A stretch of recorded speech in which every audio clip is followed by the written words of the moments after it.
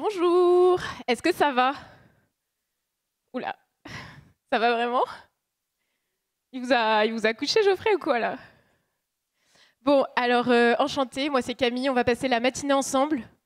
J'espère que la petite mise en bouche de ce matin a permis de vous réveiller en douceur, parce que là je crois, au vu du titre des différentes conférences qui vont suivre, qu'on va rentrer dans le vif du sujet. Donc moi je ne suis pas développeur, je suis designer, donc je ne comprends pas la moitié des sujets qui sont là ce matin, mais je suis ravie de les découvrir. Donc je ne sais pas si vous connaissez l'adage tout seul on va plus vite. Voilà, on va y arriver. Et du coup je vous propose de commencer tout de suite avec Alan, qui va vous parler de pair et mob programming, et je vais donc découvrir le sujet. Je pense que vous le connaissez peut-être mieux que moi, mais je vous souhaite une très bonne intervention.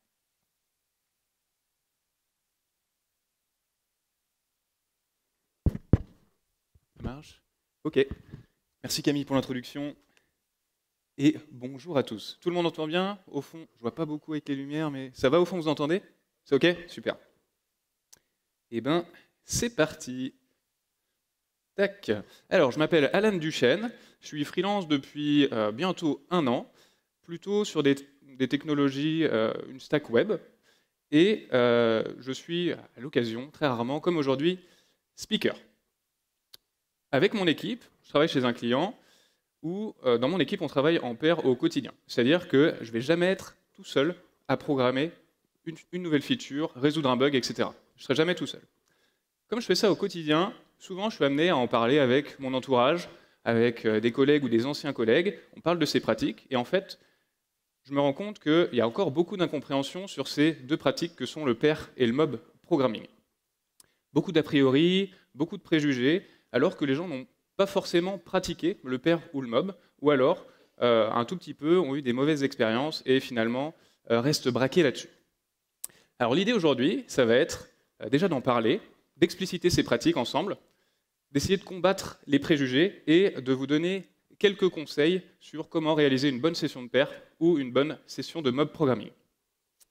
La réflexion du jour, elle va être beaucoup basée sur mon expérience, sur les échanges que j'ai pu avoir avec mon réseau, ma communauté. C'est pas énorme non plus, mais j'ai pas mal échangé avec les personnes de mon réseau LinkedIn, entre autres, et je leur ai posé quelques questions pour savoir quelles étaient leurs habitudes de programmation, plutôt solo, pair, mob, dans quel cas, comment est-ce qu'ils les pratiquaient, et je vais pouvoir vous en parler pendant cette présentation-là. Ça a été aussi, elle va être basée aussi sur beaucoup de lectures, beaucoup de vidéos. Même si le sujet il a été, on va dire, énormément traité, le pair et le mob programming, et ben en fait, je me suis rendu compte qu'il y avait quand même de la place pour des personnes comme moi pour venir vous en parler, comme aujourd'hui. On va commencer par le commencement avec le pair programming. Qu'est-ce que c'est que le pair programming? En règle générale, ça va être assez simple à décrire. Par contre, ça va être un peu plus compliqué à pratiquer. On va retrouver deux développeurs ou deux profils de personnes qui vont programmer ensemble. Normalement, deux cerveaux qui vont être fonctionnels, qui vont interagir ensemble, qui vont se pousser, qui vont se challenger. Mais il va y avoir qu'un seul clavier, une seule souris, et surtout, le plus important, on va se concentrer sur une seule tâche qu'on va travailler, qu'on va essayer de tacler ensemble. Le monsieur que vous voyez en bas à droite de vos écrans, il s'appelle Kent Beck. Il est très connu pour tous ses travaux autour de l'extreme programming. Alors, il n'est pas tout seul à en avoir parlé, il a écrit un livre, il n'est pas tout seul, mais c'est la personne qui ressort le plus quand on parle d'extreme programming. Qu'est-ce que c'est que l'extreme programming? C'est une méthode agile de gestion de projet. Et je vous dis Kanban ou Scrum, en général, ça parle un petit peu plus. L'extreme programming, ça a pour but de pousser les bonnes pratiques de dev un peu plus loin, alors extrême, d'où le nom extreme programming. Si je vous donne un exemple, les revues de code, normalement ça parle à tout le monde, Ken Beck nous dit, les revues de code c'est vachement bien, mais en général ça arrive un peu trop tard dans le process de développement. C'est-à-dire que je vais programmer quelque chose, je vais coder quelque chose, je vais te dire, tiens collègue, regarde mon code, observe-le et fais-moi des retours si tu as besoin. À ce moment-là, je fais mes retours, je renvoie à l'autre développeur, éventuellement il y a encore des choses à travailler, puis il peut y avoir plusieurs allers-retours comme ça. Ken Beck nous dit, la revue de code c'est très bien, mais ce serait bien qu'elle soit faite directement pendant qu'on écrit le code. Ça, le seul moyen de pouvoir faire ça, c'est de faire de la programmation à plusieurs, comme le pair programming. Donc le pair programming, ça va être une collaboration active et continue, et où les rôles vont tourner. Que nous dit Ken Beck? Ça, c'est un extrait du livre Extreme Programming. Il nous dit que tout code de production est écrit avec 2 personnes regardant une seule machine, avec un clavier et une souris. Finalement, c'est exactement ce que je vous ai mis dans les slides. Je vais nuancer un tout petit peu les propos de Ken Beck, parce que, si je ne dis pas de bêtises, Extreme Programming est sorti en 1999, ça date un petit peu, il y a eu plusieurs éditions, mais ça date un petit peu, et depuis 2015, on retrouve l'explosion du remote programming. Donc, si je nuance quelques mots de sa phrase, ça va être regarder une seule machine, un seul clavier, une seule souris. En fait, on va pouvoir programmer maintenant à distance, chacun va avoir son PC, et donc il y aura plutôt plusieurs machines, plusieurs claviers, etc. On va pouvoir retrouver différents styles de pair programming. Celui que vous allez retrouver le plus souvent dans la pratique et dans la littérature, ça va être le style driver-navigator. Le driver, le conducteur, va être au clavier, il va coder de manière active, il va écouter son partenaire de programmation, son navigateur, et exécuter les instructions de celui-ci. Éventuellement, il peut poser des questions s'il a besoin, s'il se sent bloqué, etc. Le navigateur, lui, va être un petit peu en retrait, il va regarder l'écran de la personne qui est en train de coder, le driver, et il va le guider à voix haute, il va le challenger, il va le relire. C'est un peu le cerveau stratégique de l'opération. Une analogie qu'on aime bien faire en général en parlant de driver-navigator, ça va être une course auto de rallye. En général, il y a un conducteur, le driver, qui va vous emmener d'un point A à un point B. Il peut très bien arriver tout seul jusqu'à ce point B-là en prenant n'importe quel chemin, peu importe, on s'en fiche. Par contre, il va avoir un copilote. Et avec un copilote, en général, il va arriver au point B de manière plus sûre et plus efficace. Deuxième style qu'on retrouve en pair programming un peu moins souvent, le ping-pong programming. Là, ça va être une approche plutôt chez les développeurs un peu seniors qui ont une affinité avec le test automatisé. C'est une approche très test first ou TDD. On code le test avant l'implémentation. Là, une personne va coder le test unitaire, va coder le test automatisé qui va échouer, et son partenaire va arriver et coder l'implémentation qui va permettre de faire passer le test automatisé. Une fois que c'est fait, la personne qui a codé l'implémentation va coder un nouveau test automatisé qui va échouer, et l'autre personne va coder l'implémentation, et ça va rouler, il va y avoir un jeu comme ça où on va se renvoyer la balle, d'où le nom ping-pong programming. Je ne l'ai pas dit, mais pour le premier style, le driver-navigator, en général, on va avoir une rotation des rôles aussi. Soit ça peut être de manière chronométrée, 5, 10, 15 minutes, peu importe, comme vous vous sentez à l'aise, vous choisissez votre temps, et on va tourner comme ça. Ou alors, vous pouvez aussi, on retrouve de temps en temps, tourner à la feature. Donc il y en a un qui va coder toute la feature, puis ensuite, on va inverser les rôles. Ou alors, de manière, si vous n'avez pas envie de vous cantonner à un cadre particulier, vous tournez quand vous le sentez. Un dernier que vous allez trouver, encore moins présent, et ce sera peut-être moins le nom unstructured ou non structuré pour le style de programmation. Là, c'est le style que je suis avec mon équipe chez mon client. On se connaît bien, ça fait longtemps qu'on travaille ensemble, on a la chance de ne pas avoir beaucoup de roulement dans les équipes, donc on sait comment on travaille, et nous, on ne suit pas le driver navigator ou le ping-pong programming. On est très souvent à distance, on programme en même temps, on se challenge, on se pose des questions, tout arrive en même temps. C'est-à-dire qu'à un moment donné, je peux être en train d'écrire une ligne de code, et mon ou ma partenaire de code va être en train d'écrire exactement en même temps une autre ligne de code. Je ne dis pas que c'est la meilleure des façons de faire le pair programming, c'est vraiment contextuel et en fonction de ce que vous allez préférer. Par contre, c'est celle avec laquelle on est la plus à l'aise et qui nous correspond le mieux.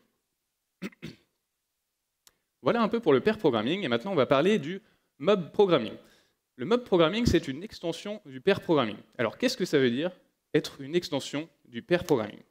Ça veut dire que globalement, ça va être du pair programming, mais au lieu d'être 2, on va être plus que 2. 3, 4, 5, 6. Il n'y a pas officiellement de nombre de participants maximum à une session de mob programming.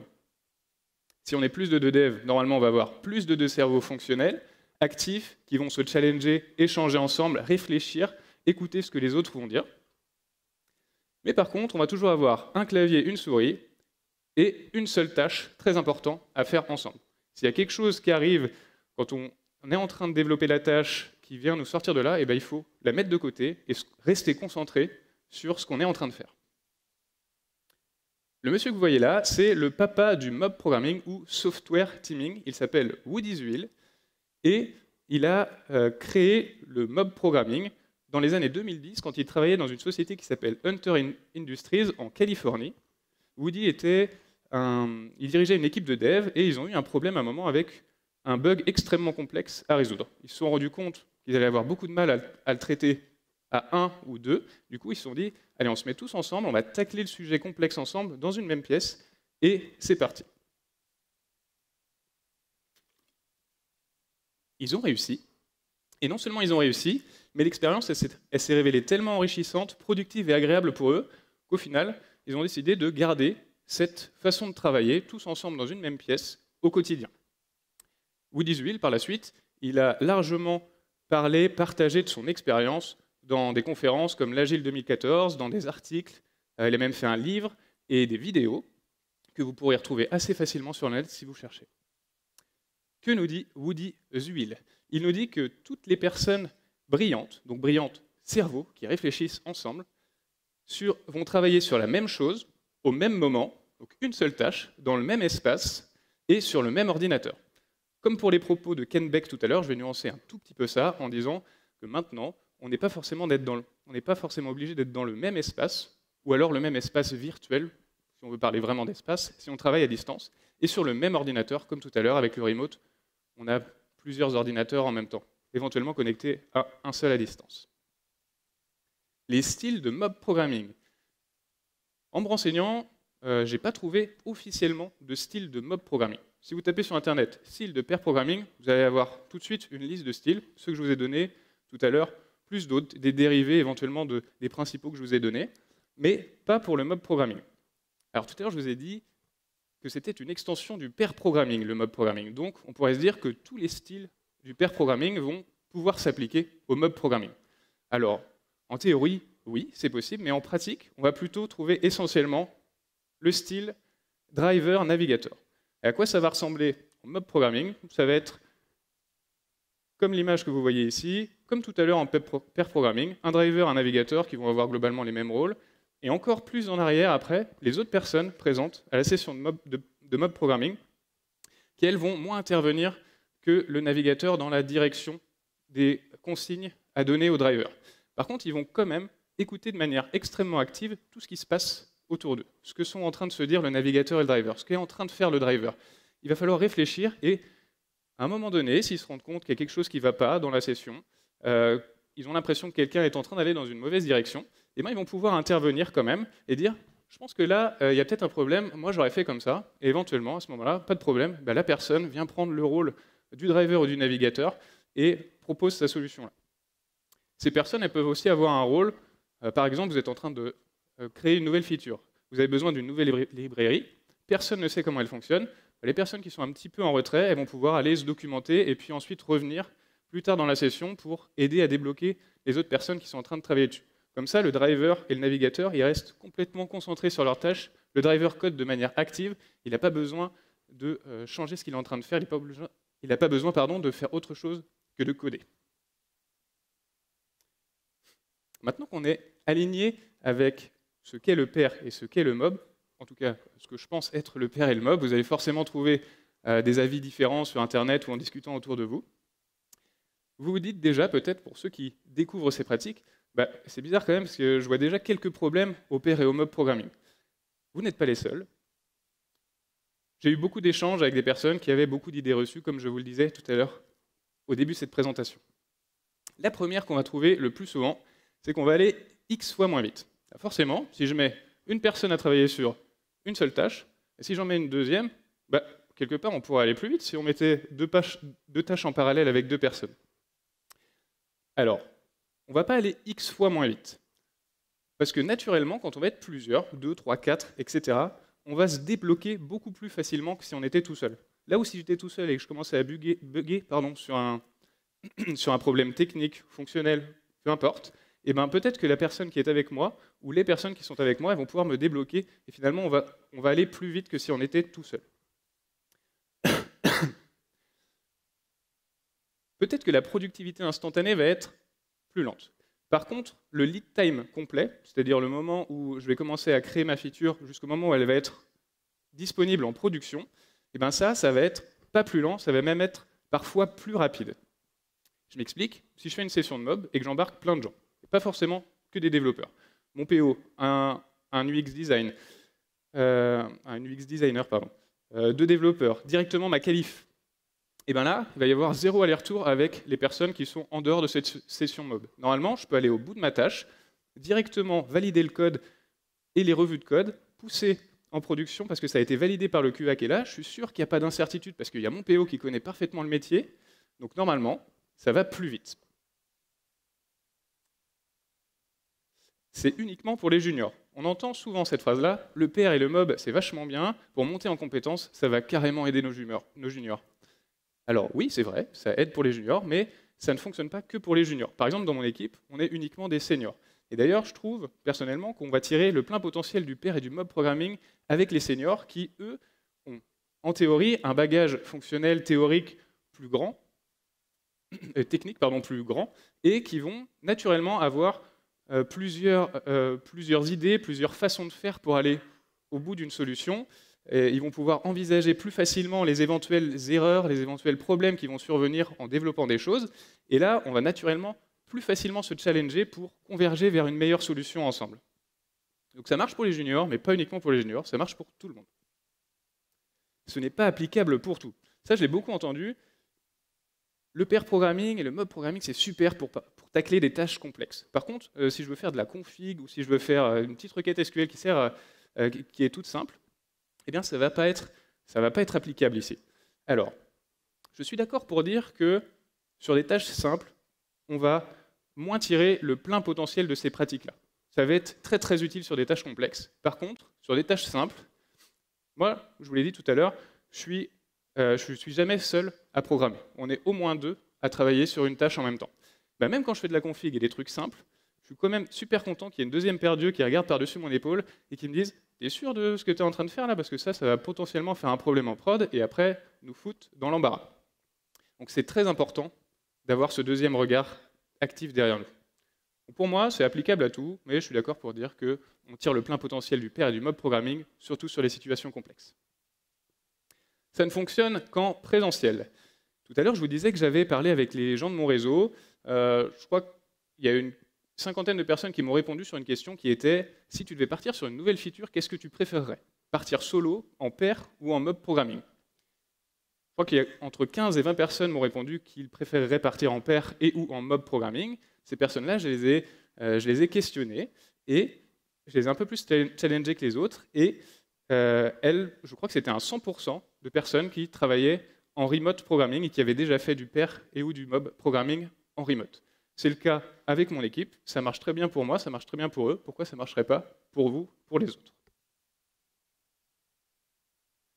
Quelques phrases que j'ai pu entendre ou que les gens de mon réseau ont pu entendre et que j'ai repris ici.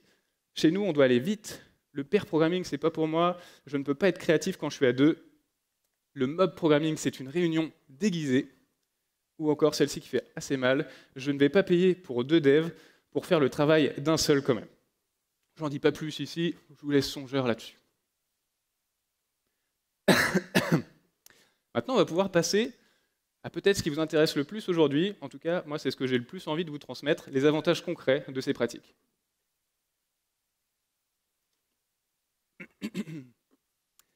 La première, si je ne dis pas de bêtises, je vous en ai déjà légèrement parlé dans le début de cette présentation, ça va être l'amélioration de ce qu'on va produire, l'amélioration de la qualité du code. Forcément, on est plusieurs à réfléchir ensemble. Les solutions, elles vont être challengées directement en live. Donc naturellement, on va converger vers de meilleures solutions. Autre chose, quand on code, dans la vie de tous les jours, en fait, finalement, on a des biais individuels. Ces biais, ils vont naturellement nous guider vers des choix qui peuvent être mauvais. Quand on va être plusieurs, ces biais ils vont pas disparaître, mais ils vont être compensés par les personnes qui vont travailler avec nous. Et ça, c'est hyper intéressant. On va retrouver une réduction du taux de bugs et une détection plus rapide des bugs, puisque plusieurs personnes regardent l'écran en même temps et se posent plus de questions que si on était tout seul. On travaille tous ensemble en live, on peut partager nos bonnes pratiques directement pendant une session de pair ou de mob programming. On peut partager nos standards de qualité. Deuxième effet, avantage concret, très intéressant, le partage de connaissances. Le pair et le mob c'est de la formation continue. Dans nos métiers de dev, on se forme tout le temps. Et bien là, on se forme avec une autre personne. On va apprendre les raccourcis clavier, les façons de faire des autres. C'est de la formation continue. Et cette formation continue, l'effet de cette formation va être fortement accentué avec des profils qui vont être mixtes. Je m'explique. Tout à l'heure, je parlais de senior-junior. Un senior avec un junior, il va monter extrêmement vite en compétences s'il est accompagné directement par une personne qui maîtrise son sujet et qui va pouvoir le guider plutôt qu'il aille tout seul sur Internet chercher comment faire. Directement, il devrait en tout cas avoir les bonnes pratiques pour monter en compétences. Profil mixte, ça veut aussi dire des personnes qui n'ont pas les mêmes compétences techniques. Par exemple, une personne plutôt back-end avec une personne front-end, avec un ops, etc., etc. Là, dès qu'il va y avoir en fait un écart de niveau compétences, pas forcément expérience, et ben c'est pareil, l'effet du partage de connaissances va être extrêmement accentué. Quand on sort d'une session de pair ou de mob programming, on sort toujours un peu moins bête que ce qu'on était en arrivant dans cette session, au début de cette session. Un autre effet que le partage de connaissances va avoir, super intéressant, c'est l'effet silo. Vous savez, je suis tout seul dans mon coin à coder ma feature. Terminer les SPOF, les Single Point of Failure. Ça veut dire quoi? Ça veut dire Guillaume, je suis désolé s'il y a des Guillaume dans la salle, je vais utiliser plusieurs fois le prénom Guillaume aujourd'hui. Guillaume, il a développé une super feature. Très bien, ça marche nickel. Vendredi soir, il part en vacances. Lundi, on vient vous voir. Alan, il y a un problème sur cette fonctionnalité-là, il y a un bug qui a été fait. Et oui, mais je ne sais pas parce que c'est Guillaume qui l'a fait et il ne m'a pas dit comment il avait fait et du coup, je ne sais pas comment m'en sortir pour débugger ce problème-là. Ça, je ne pense pas être tout seul à l'avoir vécu. Le pair et ou le mob programming, ça annule complètement les single point of failure. Parce que forcément, on a travaillé sur la feature à plusieurs. Donc je ne peux pas dire, je ne sais pas comment ça fonctionne, j'étais là, je l'ai faite avec quelqu'un. Donc ça, c'est terminé. Wood Iswell, rappelez-vous, le papa du mob programming, nous parle de compréhension partagée ou shared understanding. Ça, c'est hyper important. L'intégration va être facilitée. Fini les readme de bienvenue. Salut Guillaume, bienvenue dans l'équipe. Je ne peux pas t'aider tout de suite parce que là, il faut absolument que je termine une feature, je suis très pressé, juste après j'ai une réunion, on verra demain si je suis là. Mais t'inquiète, tu peux t'en sortir, il y a un readme, il est super bien fait, tu vas voir. Tu peux configurer ton poste et partir sur une nouvelle feature. Voilà, ça c'est terminé. Puisqu'il arrive, quelqu'un arrive dans une équipe et il est directement intégré avec une autre personne en même temps, au moins une autre personne en même temps. Et ça va être beaucoup plus intéressant pour la nouvelle personne qui va intégrer une équipe, elle va se sentir beaucoup plus à l'aise, beaucoup plus en confiance. Cohésion d'équipe. Pour moi, dans une équipe, c'est l'avantage le plus intéressant du pair et du mob programming. On va partager des moments ensemble, des bons, des mauvais, on va rigoler, on va construire une dynamique d'équipe, on va créer un collectif, on va créer une culture de feedback, d'écoute, de respect, de bienveillance. Mon code, naturellement, ça va devenir notre code. Ça, je le retrouve énormément dans les rétros qu'on fait avec mon équipe. Je ne dis plus je dis plus mon code, je dis nous. Je vais partager les succès de ce que j'ai fait et aussi les échecs. Et partager les échecs, je trouve qu'il y a un effet super intéressant. Si jamais on arrive et on me dit il y a un bug de prod sur la feature que tu as développée. Je ne l'ai pas faite toute seule, je l'ai faite au moins avec une personne. Et là, l'effet de je me sens extrêmement visé et on va dire coupable d'avoir fait une erreur, j'ai l'impression qu'il y a un soulagement parce que je le partage avec quelqu'un d'autre. Moi, je trouve que c'est un super effet, un super avantage du pair et du mob programming. Alors, il y en a d'autres avantages, j'en parlerai par la suite, mais il y en a plein. Ça me paraissait être les plus importants. Je vais parler, forcément, s'il y a des avantages. Il n'y a pas de silver bullet, il n'y a pas de solution magique, vous choisissez l'expression que vous préférez, mais il va y avoir des désavantages. Je ne vais pas parler de désavantages, mais plutôt de défis. Parce que pour moi, le pair et le mob, il n'y a pas vraiment de désavantages, si ce n'est éventuellement, ce que je vous disais tout à l'heure, la productivité instantanée qui peut être un peu plus lente. Je prends un exemple qui n'arrive jamais dans le monde du développement. Vous allez avoir des deadlines serrées. Ça n'arrive pas, mais je prends cet exemple-là. Imaginez-le. Alan, ton équipe, dans 2 jours, il faut absolument qu'elle ait terminé cette feature-là, et il y a 3 bugs à corriger en production. Il faut le faire hyper vite, le client, il nous presse, il faut y arriver. Si vous êtes 4 dans votre équipe, et que vous avez une feature et 3 bugs, naturellement, il ne faut pas partir à 4 sur la feature, puis à 4 sur un bug, etc., etc.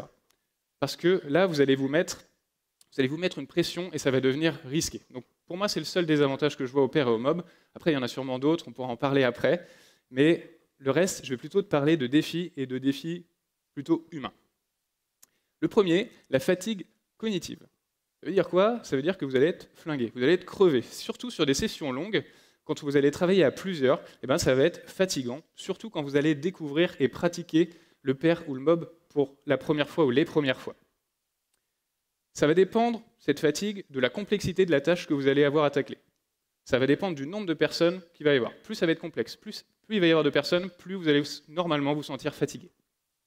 Ça va dépendre également de la qualité du code, du legacy, etc., des tests automatisés, de la présence ou non de tests automatisés et de la qualité des tests qui vont être présents. Si vous devez faire du legacy et qu'il n'y a pas de test automatisé de codé, non seulement en solo ça va être fatigant, mais en pair et en mob ça va être encore plus fatigant parce qu'il y a la fatigue de travailler à plusieurs, plus cette fatigue que vous auriez eue si vous avez travaillé de manière individuelle dessus. Donc la fatigue cognitive, pour réduire cette fatigue, pas forcément de solution miracle, les solutions vont être assez simples, il va falloir faire des pauses et des rotations régulières. Solution simple, mais efficace. Dès que vous vous sentez fatigué, il faut absolument faire des pauses. Comme dans la vie de tous les jours, quand on se sent fatigué, on fait des mauvais choix. Dans le dev, c'est pareil. Si vous êtes fatigué et que vous faites des mauvais choix, c'est complètement aux antipodes de ce que veulent nous apporter les pratiques de pair et de mob programming, donc il faut faire des pauses. Deuxième défi que vous allez pouvoir retrouver, la frustration. Je parlais de senior et de junior tout à l'heure. Il faut faire attention, par exemple, aux grands écarts de niveau qu'il peut y avoir entre 2 ou X partenaires de code qui vont coder ensemble. Si le senior n'a pas la patience ou la façon de faire les codes pour travailler avec une personne qui a un rythme de travail différent du sien, eh ben lui va se sentir frustré parce qu'il va trouver que ça va trop lentement, et le junior va se sentir frustré parce qu'il va trouver que ça va trop vite, et ils vont tous les deux passer un mauvais moment dans une session de pair programming. Deuxième chose qui peut frustrer, les personnalités des gens. On peut retrouver des personnalités qui vont être naturellement fortes, qui vont se mettre en avant. Ils ne font pas forcément exprès, mais voilà, c'est comme ça, elles parlent fort et on les écoute un peu naturellement. D'autres profils, eux, vont être un peu plus timides, un peu plus introvertis, plus en retrait, et naturellement vont avoir du mal, si on ne les accompagne pas comme il faut, à s'inscrire dans une session de mob. Et ça peut frustrer et gâcher l'expérience de ces personnes. Autre chose qu'on peut retrouver, des outils non adaptés.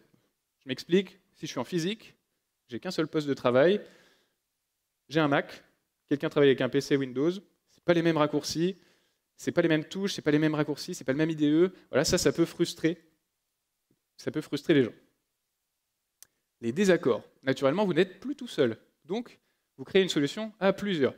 Les gens n'ont pas le même background, pas les mêmes idées. Ça, c'est super, c'est normal. C'est l'essence du pair et du mob programming, c'est d'avoir des désaccords. Plus il y a de désaccords, plus on va converger vers des bonnes solutions parce qu'on va devoir choisir entre les différentes solutions. Sauf que, il va falloir apprendre à les traiter, ces désaccords. L'ego. Ça, c'est une qualité extrêmement présente dans le monde du développement. Le développeur a de l'ego. C'est un artiste, il crée des œuvres d'art, il crée des projets qui sont ses bébés. On critique mon bébé, c'est moi qu'on critique. L'ego, désolé, mais en pair et en mob programming, il n'a pas sa place. Il va falloir le mettre un petit peu de côté, sinon vous allez passer une mauvaise expérience et vous allez faire passer une mauvaise expérience aux personnes avec qui vous allez travailler. Il y a certaines personnalités qui ne sont pas faites pour le pair et le mob naturellement. Exemple de personnalité. Vous n'êtes pas fait pour le mob si vous êtes Rick Sanchez de la série Rick et Morty, scientifique de génie, individualiste, cynique, il méprise les autres, il est anti-collaboration. Michael Scott de la série The Office, égocentrique, il a une incompréhension sociale de toutes les personnes qui l'entourent, il a un besoin de briller et c'est la personne idéale pour vous flinguer une session de mob programming, il va essayer de vous faire rire, casser le rythme de la session. Non pas Hugh Laurie, mais le personnage qu'il incarne dans la série Dr House, il a un mépris hiérarchique, un mépris pour ses collègues, il est très arrogant, et il a une absence d'écoute absolue. Il a envie de résoudre tout seul un problème. Non pas Robert Downey Jr., mais Sherlock Holmes, surdoué solitaire, il a une communication unilatérale, très fort dans son raisonnement, il est capable de résoudre un problème avec un cheminement extrêmement logique. Pourtant, il travaille en équipe avec Watson, mais par contre, il ne va jamais communiquer le cheminement de ses pensées. La communication, c'est hyper important en pair et en mob programming. Sheldon Cooper, dont j'ai oublié le nom de l'acteur, mais de la série Big Bang Theory ou plus récemment The Young Sheldon, même si ce n'est pas le même acteur, personnage très rigide, très intelligent, mais qui a un besoin de contrôle absolu, et il a un mépris implicite pour les personnes qui l'entourent et les solutions qu'ils vont proposer. Pour lui, la solution de quelqu'un d'autre est forcément moins bonne que la sienne. Gollum, du Seigneur des Anneaux, est-ce que j'ai vraiment besoin de vous expliquer pourquoi ce serait un mauvais partenaire de pair ou de mob programming? Je ne suis pas sûr. Bon, maintenant qu'on a un petit peu rigolé avec ces caricatures du pair et du mob programming, on va voir comment est-ce qu'on peut pratiquer efficacement une session.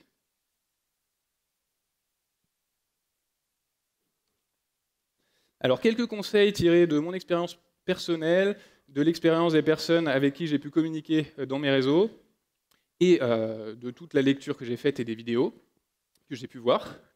Surtout des conseils humains ici. Écoute active, hyper important. On écoute pour comprendre, pas forcément pour répondre.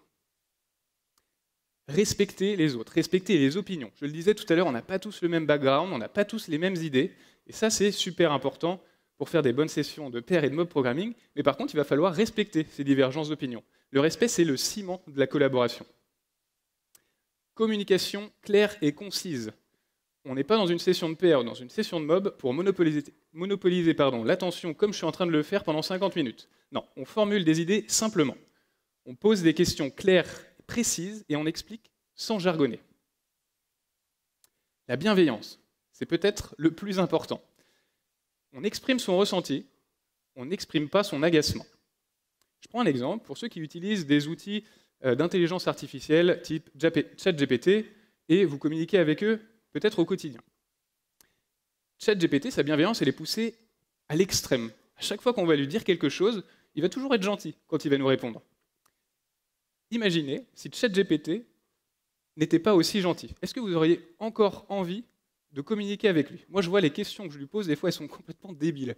Ça m'étonnerait que s'il n'était pas aussi bienveillant, il me réponde aussi gentiment qu'il le fait, et que j'ai encore envie d'échanger avec lui. Pourquoi est-ce que ce serait différent, en fait, avec vos autres collègues?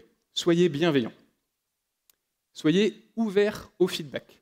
Les choses qu'on me dit, en session de pair ou de mob, ou même en dehors, ce pas des attaques personnelles.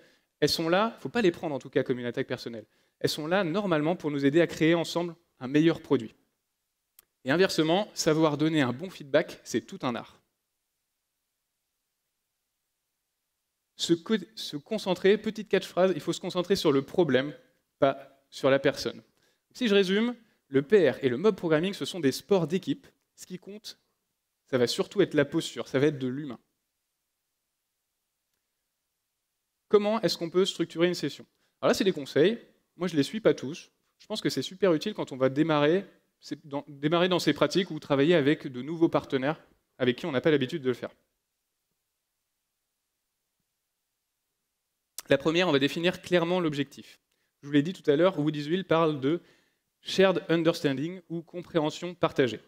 Quand on arrive dans une session de pair ou de mob, on sait pourquoi on est là, on est aligné sur ce qu'on doit faire et pourquoi on doit le faire. Préparer l'environnement. La fluidité technique, c'est un des leviers de la performance collective en pair ou en mob. C'est comme une bonne réunion, s'il y a toutefois des bonnes réunions, je n'ai pas dit ça. C'est comme une bonne réunion, quand on arrive, on aime bien qu'il y ait un objectif qui soit clair, que ce soit cadré, qu'il y ait un plan, éventuellement des slides, je ne sais pas, mais en tout cas, que ce soit bien construit. Ben, c'est pareil pour le pair et le mob programming. On va pouvoir mettre en place des time box, on va pouvoir organiser des rotations régulières. Ça va nous permettre de garder de l'énergie, rester concentré, maintenir un bon rythme. Les rôles tournants très fréquents, les rôles tournants très fréquemment, ça va favoriser l'apprentissage croisé et la dynamique de l'équipe. Faites ce que je dis, pas ce que je fais, je l'ai dit tout à l'heure, des rétros. Avec mon équipe, on ne fait pas forcément de rétro sur nos sessions, peut-être parce qu'on a l'habitude de travailler ensemble depuis longtemps et que globalement ça se passe bien, mais il faudrait peut-être que je leur propose de temps en temps, ça fait toujours du bien. Les boucles de feedback, c'est essentiel pour améliorer la qualité et la fluidité du pair et du mob programming, surtout, comme je le disais tout à l'heure, sur des personnes qui vont débuter sur ces pratiques ou alors changer de partenaire, des personnes avec qui ils n'ont pas l'habitude de travailler au quotidien. Quelques outils utiles. Un PC, ça peut être très pratique. LiveShare ou CodeWithMe, des extensions qui vont vous permettre, si vous travaillez en télétravail, de travailler sur le poste à distance d'une personne connectée dessus en mode client-serveur. Donc LiveShare, c'est pour VS Code, CodeWithMe pour la suite JetBrains, il y en a sûrement d'autres. Niveau support visuel pour brainstormer ou clarifier les choses. Un tableau blanc si vous êtes en physique, Excalibro, Miro, n'importe quel autre outil qui vous permet de faire du schéma de manière digitale. Ça va être très pratique aussi, je crois que j'en ai parlé tout à l'heure, on doit se concentrer sur une tâche en particulier en pair et en mob programming. On ne doit pas se laisser distraire par autre chose.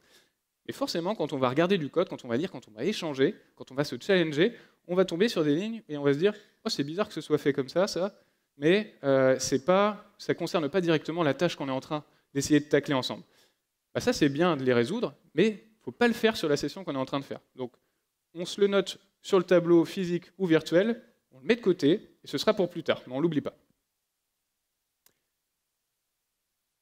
2 sites pour la gestion du temps et des rotations, dont un qui m'a été donné, le premier, mobtimeadrienmp.fr par Alexandre Guérin, un des organisateurs du DevQuest. Ça va vous permettre de renseigner les participants, leur rôle, le temps des rotations que vous voulez faire, et le premier petit avantage, à chaque fin de session, à chaque rotation plutôt, il lance une musique sympa. Donc j'ai essayé, c'est plutôt cool, genre la musique de Jurassic Park, ce genre de choses, plutôt marrant. Si vous êtes un peu plus interface en ligne de commande, mob.sh, ça va vous automatiser la gestion du timer, l'insynchro git et les rotations de manière automatique. On fait un mob start, c'est parti, et à chaque fois qu'on va faire des rotations, il va nous prévenir à chaque nouvelle rotation, un mob next, c'est parti, ça commit tout seul, ça crée une branche, ça commit, etc. C'est plutôt pas mal, il faudrait essayer. Je vous conseille d'essayer plutôt. La prise de notes et le suivi d'informations, ça peut être pas mal. Quelques outils, peu importe, Google Notes, Google Docs, j'ai donné quelques exemples, Notion, Framapad. Si vous êtes à distance, des outils pour la communication audio et vidéo, Slack, Discord, Zoom ou autre, vous choisissez votre préféré. Et parfois, un peu de fun, c'est pas mal pour décompresser, pour faire les pauses. Scribblio, Gartic Phone et le préféré de notre équipe, Bubble League, si vous ne connaissez pas, c'est super. Maintenant que vous savez un petit peu ce que c'est que le pair, le mob, comment pratiquer, eh bien vous avez peut-être été convaincu, mais vous allez devoir trouver quelqu'un pour pratiquer le pair ou le mob programming. Vous ne pouvez pas le faire tout seul, si vous avez bien suivi. Naturellement, certaines personnes vont être assez ouvertes à tester de nouvelles pratiques, comme le pair ou le mob, mais de temps en temps, on va tomber sur des personnes qui vont être un peu plus sceptiques, qui vont venir un peu plus à reculons sur des nouvelles pratiques. Et là, vous allez avoir besoin éventuellement de les convaincre. Alors, comment est-ce qu'on va pouvoir faire pour convaincre? Déjà, il va falloir s'adapter à son auditoire. On va commencer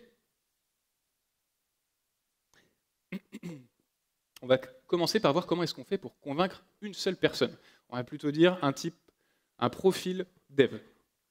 Là, il va falloir piocher dans la liste que je vous ai donnée tout à l'heure des avantages concrets du pair et du mob programming et d'autres avantages que je vais citer ici, et vraiment s'adapter à cette personne-là. Monter en compétences. Je prends un exemple. Je suis très fort en Vue.js. Toi, tu es en train de débuter sur Vue. Bah, viens avec moi. Viens, je vais t'accompagner. Tu n'auras pas besoin de retourner sur Internet pour lire la documentation. Je vais directement t'aider à monter en compétences. Ça va être plus fun que si tu étais tout seul.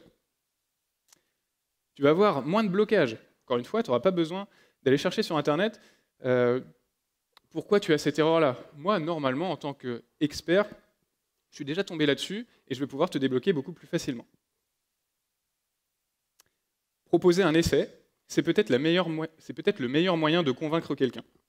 On n'est pas obligé de se taper des sessions de 4 heures, 8 heures, toute une journée, peu importe. On peut dire, viens, on essaie 30 minutes, on essaie 1 heure. Et si ça ne te plaît pas, eh ben, tant pis, on s'arrête là. Il y a d'autres bénéfices qu'on peut facilement sortir pour convaincre une personne. Je me suis arrêté à ces 3-là parce que je trouve qu'ils sont déjà suffisamment importants et que ça peut marcher. Mais il y en a d'autres, et adaptez-vous à la personne avec qui vous parlez. Vous pourrez réussir plus facilement à la convaincre. Ensuite, je suis convaincu par le pair ou le mob, j'adore ces pratiques-là, je trouve ça génial, et j'ai envie de les pratiquer tous les jours au sein de mon équipe. Sauf que mon équipe, elle n'a pas forcément cette mentalité-là. Là, je vais plutôt accentuer mon discours sur les bénéfices collectifs. Fini les reviews instantanées où Guillaume attend 2 jours avant de me valider mon code, qui ensuite va me mettre des commentaires, je vais devoir traiter, puis 2 jours plus tard, il va encore regarder ça, et je vais attendre hyper longtemps. Il va y avoir un délai, un décalage entre le moment où ce que je produis va finalement vraiment arriver en production. Ça, c'est terminé. Puisqu'on code à plusieurs, on se valide automatiquement nos revues de code. Facilité de maintenance. On travaille à plusieurs sur les fonctionnalités. On est tous au courant, ou en tout cas plusieurs à être au courant de ce qui se passe dans notre code base. On comprend le fonctionnel à plusieurs. S'il y a un problème, je l'ai dit tout à l'heure, fini les single point of failure, il y a quelqu'un d'autre qui peut intervenir et faire la maintenance du produit. On a pensé des solutions à plusieurs qui, je le disais, vont naturellement converger vers des solutions qui sont meilleures. Donc, on va avoir des meilleures architectures de manière naturelle et ça va nous permettre de rajouter des évolutions à notre code base de manière plus facile. Réduction du temps de débugage et réduction des bugs de manière générale. Qui dit moins de bugs, dit plus de temps alloué à créer de la valeur au produit, à ajouter de nouvelles features. Et en tant que développeur, c'est quand même majoritairement ce qu'on va rechercher. Je le disais tout à l'heure, pour moi, l'intérêt le plus important dans une équipe, c'est la meilleure cohésion d'équipe. Dis donc, Guillaume, t'en as pas marre que notre équipe y ait des roulements tous les 3 mois? Peut-être qu'on pourrait essayer le pair ou le mob programming. J'ai lu quelque part que ça favorisait la cohésion d'équipe et ça diminuait les rotations au sein d'une même équipe. Et enfin, on propose un essai.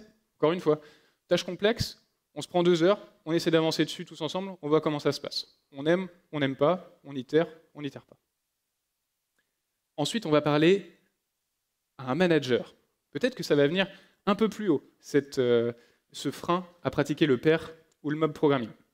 Là, on va plutôt accentuer, tirer des bénéfices pour l'entreprise, et quelque part, un peu pour le manager. Un manager, ce qui va compter pour lui, ça va être de limiter les risques. Donc on va lui parler.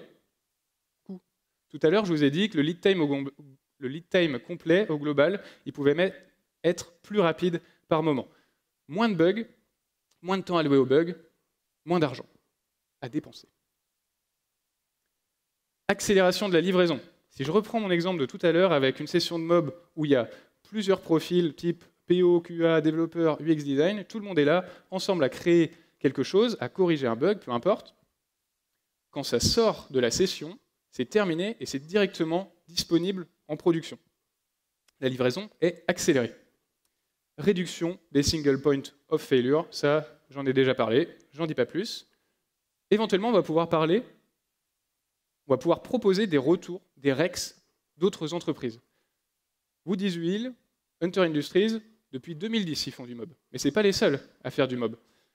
Il y a plein d'entreprises qui font du pair et du mob de manière quotidienne ou pas, mais qui ont des expériences et qui vont potentiellement avoir envie de les partager. Pourquoi pas trouver une entreprise avec un contexte parallèle au nôtre qui a déjà une expérience sur ces pratiques-là et qui a envie de les partager. Et enfin, on va pouvoir éventuellement proposer de faire un pilote, et cette fois on va plutôt parler d'objectifs quand on s'adresse à un manager. On prend un exemple, on fait un ticket assez complexe, on met 3 devs à bosser dessus pendant une journée, 2 jours, peu importe. L'objectif, c'est produire une solution testée, documentée, validée, et on compare, par exemple, avec une feature qu'on a évoluée de la même complexité, mais qui a été développée seulement par une personne. Et ensuite, on parle en métrique. On parle délai de livraison, lead time, qualité de livrable, satisfaction client, satisfaction de l'équipe. Comme ça permet de juger sur pièce et pas seulement sur principe. Une autre entité qu'on va devoir éventuellement convaincre, une entreprise. Là, il va falloir aligner les bénéfices du pair et du mob programming avec la vision de l'entreprise. Je m'explique. On va parler innovation. En général, une entreprise, ça va chercher l'innovation, à faire de l'innovation. Naturellement, le pair programming et le mob programming, ça favorise une culture d'innovation continue. On a plusieurs cerveaux qui discutent ensemble, qui vont se challenger, et naturellement, on va, en se questionnant, faire émerger des idées qui ne nous seraient pas venues à l'esprit si on était tout seul. Et quand l'innovation, elle repose sur l'intelligence collective, et pas seulement sur des héros isolés, elle devient systémique, et ça parle vachement aux entreprises. La qualité produite est en général meilleure. Ça, j'en ai déjà parlé. Et derrière, qu'est-ce que ça fait? Ça fait normalement une satisfaction client qui va être plus importante. Extrêmement important aussi pour les entreprises. On n'est pas des bêtes. On ne transforme pas une organisation avec une injonction. On peut mettre en place de l'accompagnement. Vous allez pouvoir retrouver des personnes, des collectifs, des groupes de personnes qui vont vous proposer des accompagnements, normalement assez facilement en pair ou en mob programming. J'en ai un en tête, ytreza.dev, ytreza.dev, qui est un collectif, une communauté de développeurs indépendants qui intervient majoritairement en groupe chez les clients. Ils arrivent, c'est une équipe, ils font principalement du mob programming et c'est ce qui pousse. J'ai échangé avec Jonathan Laurent, qui fait partie de cette communauté-là, et ça a été vraiment très intéressant de lui poser des questions sur sa pratique du mob programming. Eux, ils en font tout le temps, donc ils sont vraiment calés sur le sujet, en tout cas ils ont une façon de faire bien à eux, et c'est typiquement le genre de collectif qui peut vous aider, qui peut aider les entreprises à avoir un accompagnement plus smooth sur ce genre de pratique-là. Et encore une fois, on va proposer un pilote avec des objectifs. On peut demander, par exemple, une équipe de volontaires, on dit on fait un périmètre restreint qui va être assez simple, et on les fait travailler ensemble, et ensuite on sort, comme tout à l'heure, avec le manager, des indicateurs assez clairs.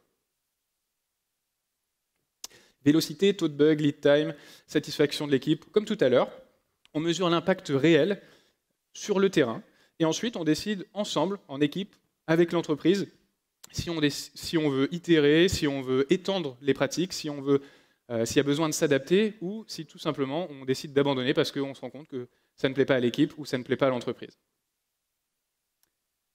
En résumé, le PR et le mob sont des pratiques puissantes, mais exigeantes. On va retrouver des avantages concrets, du code à l'humain. Il y a des freins qui sont réels, qu'il va falloir identifier et lever en équipe. À disposition, vous avez des outils, des rituels pour réussir à bien pratiquer. Je vous en ai donné quelques-uns, il y en a plein d'autres. C'est un investissement rentable et pas une perte de temps. Le conseil que je peux vous donner, c'est d'essayer, je vous ai dit, encore une fois, une petite session. C'est vraiment, ça ne prend pas beaucoup de temps, genre 30 minutes, 1 heure. Vous essayez, vous voyez ce qui se passe. En général, les bénéfices du pair et du mob programming, au début, on met un peu de temps à s'adapter. Ça va être 1-2 mois où on va commencer vraiment à palper ce que vont nous apporter le pair et le mob programming.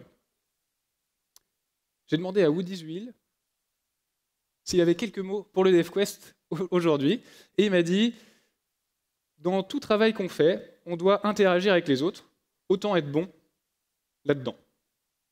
Une autre catchphrase qu'il aime bien dire, une équipe ne remplace pas le travail solo, et le solo ne remplace pas le travail en équipe. Soyons bons aux deux.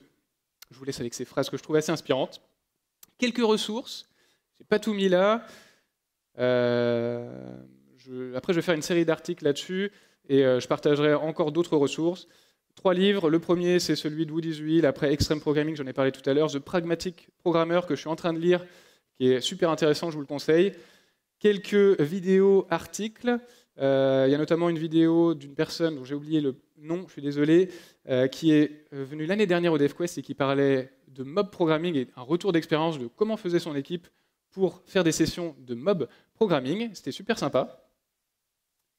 Je vous partagerai les slides aussi, pas besoin de prendre de photos. Je vous dis merci beaucoup pour votre attention. Dernière chose, QR code, feedback. Normalement, ça bascule sur le site du DevQuest, sur la page de ma conf. Si vous scrollez un petit peu vers le bas, vous allez pouvoir retrouver un open feedback. Si vous avez aimé la conf, s'il vous plaît, faites un petit retour. Dites-moi ce que vous avez aimé, si c'était bien ou pas. Si vous n'avez pas aimé, ne dites rien. Non, je déconne. Dites-moi ce que vous n'avez pas aimé, mais surtout dites-moi pourquoi, ce que vous n'avez pas aimé. C'est comme ça me permet de m'améliorer. Et ça, ce n'est pas uniquement pour moi. Pensez à tous les speakers. Ils ont tous des open feedback. C'est hyper important pour nous de vous proposer des présentations de meilleure qualité. Je sais qu'il y a plein de choses à améliorer là-dedans, mais sans vous, j'aurais plus de mal à m'améliorer. QR code, qui pointe sur mon G-Drive, je crois, avec les diapos. C'est en mode lecture seule. Je ne le laisserai pas tout le temps dispo, mais au moins 1 mois ou 2. N'hésitez pas à récupérer la presse.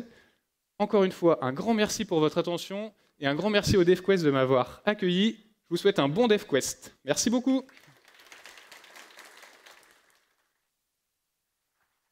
Bah, merci. Je ne sais Trop pas bien. si on Du a coup, le je temps vais pour- pouvoir aller te piquer tes diapos, Ok. remplacer pair et mob programming par pair et mob designing. Je pense qu'on sera à peu près bien, puisque je pense on n'a pas forcément le même maillot, mais on a la même passion, et visiblement, nos pratiques peuvent se superposer très bien. Est-ce que j'ai le droit à des questions? On va dire oui, puisqu'on ne me dit pas non, donc voilà. Est-ce qu'il y a des questions dans la salle? Ça y est, je vous vois. S'il n'y a pas de questions, je suis là toute Il y a la journée. Il y a une question. question. Ah là là, mon Dieu, il y a Et si on pas n'a de pas le temps question. pour toutes les questions, je suis là toute la journée et au moins demain Il matin. y a une question ici et une question au fond là-bas. Je crois que j'ai vu le monsieur là-bas d'abord en premier. Ouais. Et moi aussi, j'en avais plein, mais du coup, je vais m'abstenir. Je te les poserai à la Salut, soirée. merci pour la presse. Comment tu gères, tu as parlé de désavantages tout à l'heure. Ouais. On va parler de challenge. Comment tu gères quand on va tous les deux dans le mur très très vite? Donc, c'est un des désavantages, je trouve, au Ok. pair prog. Ouais. Est-ce que tu as des moyens de se prémunir de ça? Plus tu vas être nombreux, plus ça va éviter ce genre d'effet silo ou silo même à deux où tu vas dans le mur. Ce qui est pas mal en mob programming, c'est que tu as un peu des personnes qui sont en retrait et qui vont regarder ce que tu es en train de faire et qui normalement vont tilter quand toi tu es concentré, focus en train de faire ce que tu fais et l'effet classique du dev où tu es en train de coder quelque chose et tu t'arrêtes pas, tu prends pas de pause. Donc moi je vois les pauses et je vois le regard extérieur s'il y a des personnes en plus.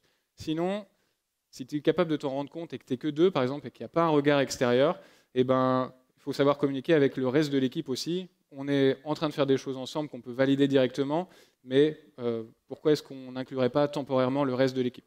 Donc moi je dirais faire des pauses, prendre un peu de recul, compter sur les autres, même s'ils ne sont pas en train de faire la session avec toi. Et on avait une question là-bas, la dame avec le t-shirt rouge.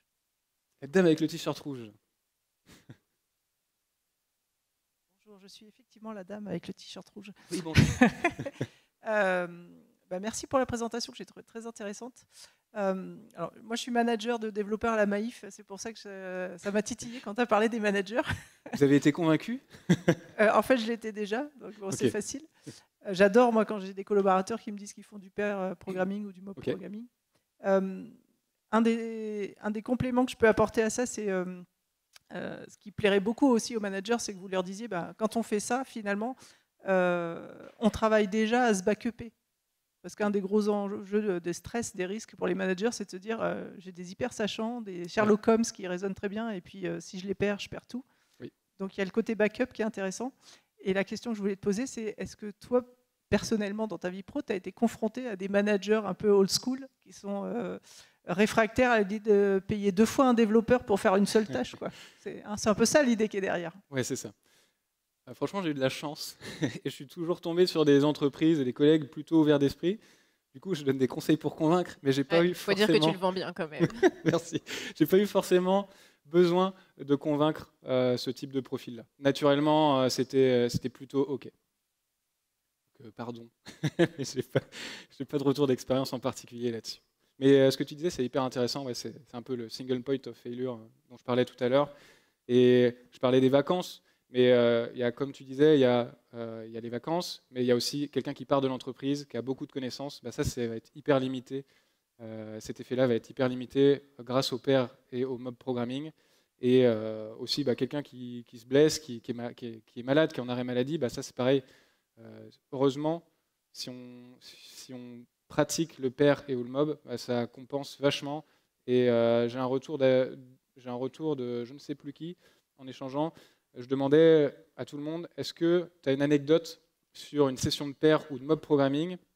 Et la personne me disait, j'ai pas une anecdote sur le pair ou le mob programming, mais j'ai une anecdote sur le manque de pair ou de mob programming. Et c'est exactement ce que tu dis, c'est quelqu'un a travaillé sur une feature, elle est partie, j'ai dû reprendre le truc et j'étais dans la panade pour reprendre tout ça.